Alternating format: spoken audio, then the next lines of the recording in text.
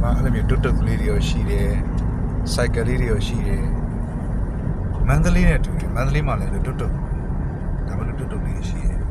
သုံးဘိန်းကားလေးတွေရှိတယ်စိုက်ကလေးရောရှိတယ်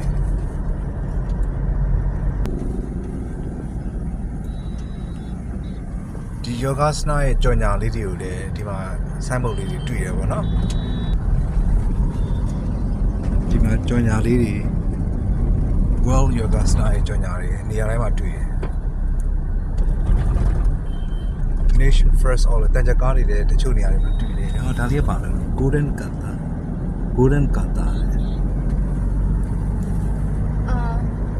poster Yoga နဲ့ပတ်သက်ပြီးကြော်ညာလေးတွေကနေရာတကာမှာเนาะအများကြီးပဲ World Championship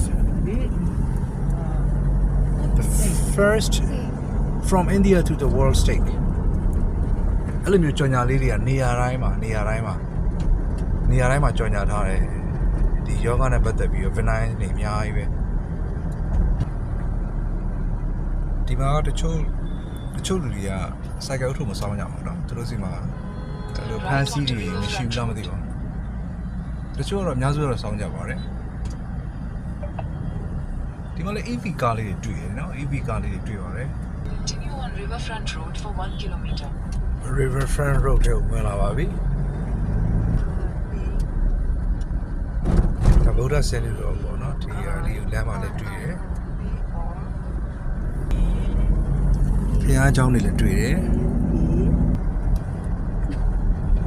Riverfront Road ဆိုတော့ဒါကမြစ်နဲ့နီးတယ်ထင်ပါတယ်ဘေးမှာမြစ်ရှိအမြင်လားAhmedabad မှာရှိတဲ့မြစ်နာမည်ကဘာလဲမသိဘူးဒီမြစ်ရဲ့နာမည်က Sabarmati လို့ခေါ်တယ်နည်းနည်းတော့ရှာလိုက်တယ်နော်မြို့ထဲနည်းနည်းလေးဝင်လာပြီပေါ့နော်ဒီမှာမိုးပြန်ရထားတွေလည်းရှိတယ်နည်းနည်းလေးပို့ပြီးတော့စီကားလာပြီပေါ့နော် Sabarmati အဲ့ဒရာလေးကလည်းနာမည်ကြီးတယ် Sabarmati पानी कम कर दिया how to pronounce Sabarmati အဲ့ဒီဒရာလေးကလည်းနာမည်ကြီးတယ်ဟုတ်တယ်အဲ့မြစ်ဒီမြစ်ကဒီ Ahmedabad ရဲ့ဒါ icon ပေါ့နော် कम कर दिया अभी ဒါ काम မြို့ चालू है ဒီ ना ဘက်ကိုရောက်သွားပြီဆိုတာမြို့ထဲရောက်သွား कम है मतलब फुल पानी रहता है ဘုရားကျောင်းလေးတွေကတော့နေရာတိုင်းမှာရှိတယ်ဒီမှာရှိတဲ့ဘုရားကျောင်းလေးတွေကမတူတာကသူကအယောင်ကို1 color ပဲသုံးတယ်အယောင်စုံမသုံးဘူးသူက